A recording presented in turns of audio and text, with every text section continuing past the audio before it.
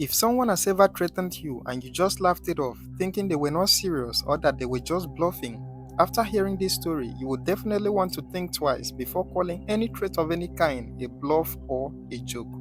This is the heartbreaking story of Chiamaka Maryann Eze, a 25-year-old recent graduate who died in a very questionable and sad manner. Chiamaka Maryann was a student in the Department of Public Administration at Federal Polytechnic, Nekede, Imo State, Nigeria. She was from a humble background and was described as a kind, friendly, and unproblematic person. Being a girl from a humble background, Chiamaka decided to learn a skill that she could offer as a service to make money in order to support herself through school. She became a makeup artist, and a very good one for that matter. On December 20th, 2023, Chiamaka defended her final year project and graduated from the Department of Public Administration. She shared the good news on her Facebook page, and we can all say it was a very happy day for her and her loved ones. But this happiness wasn't going to last for long. It turns out that Chiamaka also had other plans for herself outside of being a graduate and a good makeup artist. She was also planning to leave the country once she was done with school. So after graduating, she continued working on this dream. She applied for an international passport and even received it. So everything was just working out smoothly for Chiamaka, which in this case was a huge problem because the good things going on in her life were actually putting her in danger without her knowing, and you'll find out why shortly.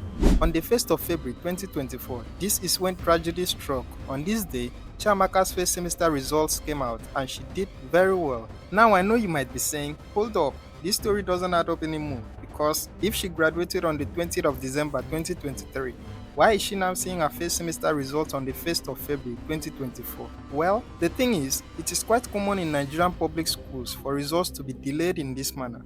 It is common for students to see their first semester's results during their second semester, and their second semester's results some months after they've written their final exams and even graduated in some cases. So I believe that this is what also applies to the case of Chiamaka. Now, after her results were out and she did extremely well, Chiamaka decided to go out and celebrate with some of her friends. But when she returned home after the celebration, she felt really sick, and all of a sudden she started coughing off blood.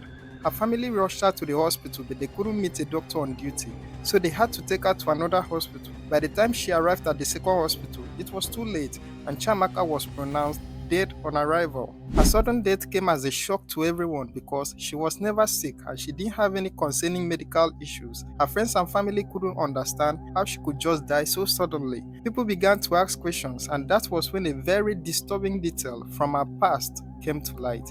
On the 19th of August 2023, while Chiamaka was still a student at Federal Polytechnic, Nekede, she hosted an anonymous game on her WhatsApp status. In case you don't know what this is, an anonymous game is a game that allows people to send messages to you without revealing their identity. So it is a perfect platform that gives people the opportunity to say those things that they can't say to you face to face. After Chiamaka organized this game, she began receiving a lot of messages from people who had something to say to her.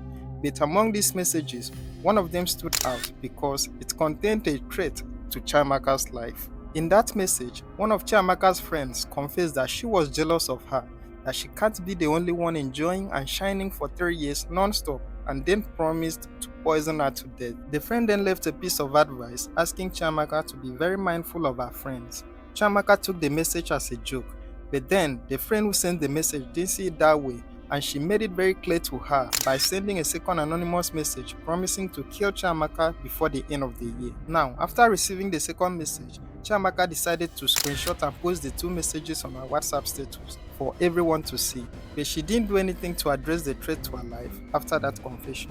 So now that she died after coughing off blood, it became very clear to everyone that whoever sent that message to her was probably responsible for her death. Now, the sad thing is that no one knows who Chiamaka went out with that day, and none of her friends have come out to explain what really happened. There could be clues inside her phone because there is a high chance that she took pictures or even recorded some videos with her friends while celebrating with them. But then, it was said that her iPhone was password protected and could not be accessed. This lack of information makes it highly probable that her killer might never be found. It is not known whether the matter was reported to the police or if there is any ongoing investigation to uncover the culprit. But sadly and disappointingly, on the 10th of February 2024, just 9 days after her death, Chiamaka Maryann was buried at her father's compound in Anambra State. This is a very heartbreaking story and there are a lot of questions that demand answers, so share your thoughts in the comment section below. If you were to receive such an anonymous message, what would you do? How would you go about uncovering the identity of the sender? Would you just cut communication with all your friends? What do you think Chiamaka would have done differently to save her life? Kindly share your thoughts and ideas so that we can all learn from this story. Don't forget to like, share and subscribe to this channel for more true crime stories. Thank you for watching.